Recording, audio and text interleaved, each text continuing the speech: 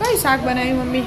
એકદમ અલગ જ રીતે ગ્રેવી વાળું બટાકાનું મસાલેદાર શાક. એવું એમ?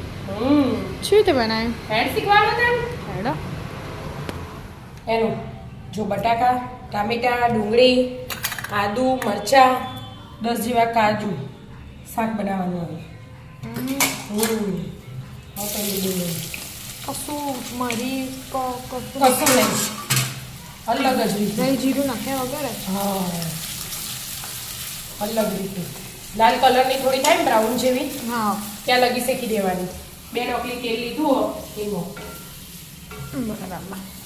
એ શેકાય એટલાને આપણે ટામેટાની ગ્રેવી બનાવી દઈએ. એકલું ટામેટું? એકલા ટામેટા 2 લીધા. 2 ટામેટા અને આદુ અને મરચાં અલગથી ખોડ્યા હોય ને તોય ચાલે, અને ભેગા નાખીએ તોય ચાલે. ભેગા નાખીએ એટલે ખોડવા ના પડે.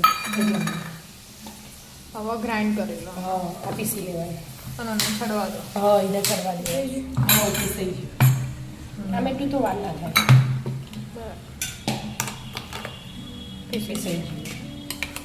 વાટકું કાઢી દીધું. હવે આને સાઈડ પર નાખ્યું.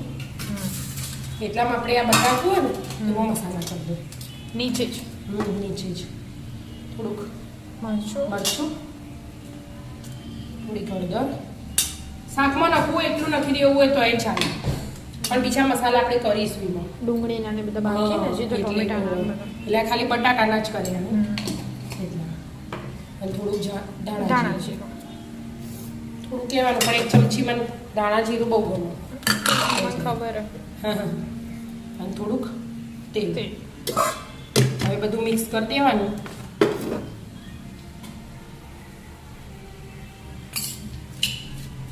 અને 5-10 મિનિટ ઢોકીને રહેવા દેવાનું. એટલે તો ડુંગળી ચડી જાય. હા, એ તો બહાર એટલે મિક્સ થઈ ગયું. હવે ઢોકીને મૂકી દેવાનું 10 મિનિટ. હા,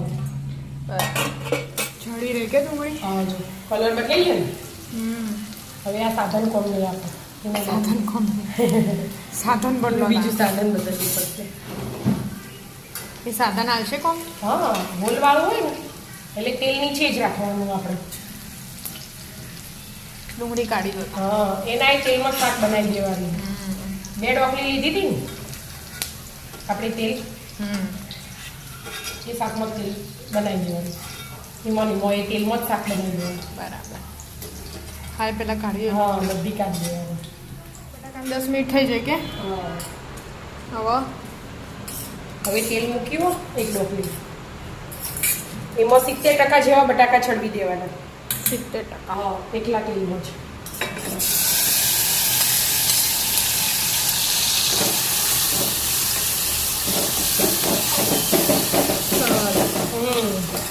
ખાસી વાર લાગે. 10 મિનિટ થશે કે ચડતો? 10 મિનિટ સુધી ચડવા દો. ચડી જાય કે? હા, જો પટલે ભાગી જાય ને એ ચડી જાય. હાલ અને સાઈડમાં મૂકી દે. હા, સાઈડ પર મૂકી દેવાનું. બરાબર, સાઈડમાં મૂકી. ડુંગળીને કાઢી દીધી તેમાંથી. આ જીરું લઈ લીધું ડાયરેક્ટ, અને હિંગ, અને આ તજનો ટુકડો અને 2 મરી. આ લવિંગ. તજના લવિંગ ખાલી નાખ્યા. સીધું ટામેટું અને આદુ મરચાં. આદુ મરચાં અલગથી હોય ને સમારેલા તો એ પહેલા નાખી દેવાના, પછી ટામેટું નાખવાનું. હા, તો આપણે બધું મિક્સ થતું એટલે પહેલા બધું હાથે જ નાખી દીધું. આ બધું હાથે ગેસ એકદમ ધીમો જ રાખવાનો. ટામેટું ચડે ને એટલે હાલ એમાં કશું મસાલા નહીં કરવાના. હવે આ ડુંગળી ઠંડી કરવાની હો, અને પછી ગ્રાઇન્ડ કરવાની. ઠંડી થઈને ગ્રાઇન્ડ કરી દો. ચડી જાય મમ્મી ટમેટો? ના ચડું બેટા, ચડું.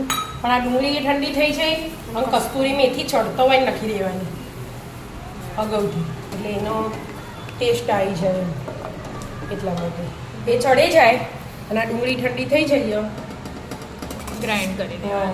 ડુંગળી લઈ લીધી પહેલી. અને તો બીજું કચા નાખવાનું? શું નાખવાનું? હું તને બતાવું. કાજુ પલાળી મૂક્યા હતા 10-15 મિનિટ થઈ. ચાલુ કરી છે એટલે પલાળ્યા હતા એ. અને આ મોળું મોળું દહીં 1 ચમચી ચમક એટલું પીસી દેવાનું. બરાબર તો પીસી દો થઈ ગયું હા, મસ્ત પીસાઈ છે. વ્હાઈટ કલર જ આવ્યો વ્હાઈટ જ આવવાનું, ડુંગળી એ વ્હાઈટ, કાજુ એ વ્હાઈટ, દહીં એ વ્હાઈટ. બીજા મસાલા આપણે કર્યા નહીં, એકદમ ક્રીમી ક્રીમી બની છે ને. આમાં તો પાણી રેડી છે ને, એટલે ક્લીન છે. હા ચડી ગઈ હા, જો તેલ છૂટ્યું ને, તેલ છૂટા તાજો છડવાના ટામેટા. બરાબર છૂટી ગયું તેલ તે હવે હવે પહેલા કાજુ એક્સિડન્ટ થઈ જવાનો હવે પાણી વેળવાનું ના, હજી 2 મિનિટ પછી. 2 મિનિટ પછી પાછું તેલ છૂટવા દેવાનું ના, હવે આ બટાકા નાખી દેવાના પહેલા. અત્યારે જ બટાકા નાખી દેવાનું 70% છડવ્યા હતા ને આપણે. હા 30% ચડે હા, એટલે આ બધું તેલ છૂટે એટલે હાથે બધું કમ્પ્લીટ.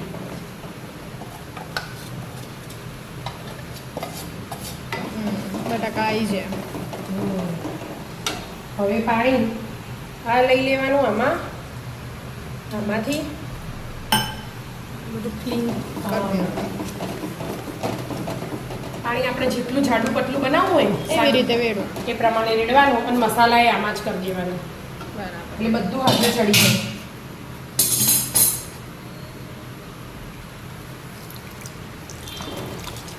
મસાલા કરી દો. બટાકાના કરેલા ખાલી ડુંગળી ટામેટાના નાખવાના. મીઠું, મરચું મરચું, હળદર હળદર, ધાણા અને ધાણા. હવે થોડી વાર ચડવા દો હા, તેલ હવે છૂટે એટલે રોકી. શાક તૈયાર હા, રોકીને ચડવાનું. ચડવા દો ચડી રે હા, જો તેલ છૂટી જાય ને. હવે ધાણા. મસ્ત શાક બનીને રેડી રેડી તૈયાર.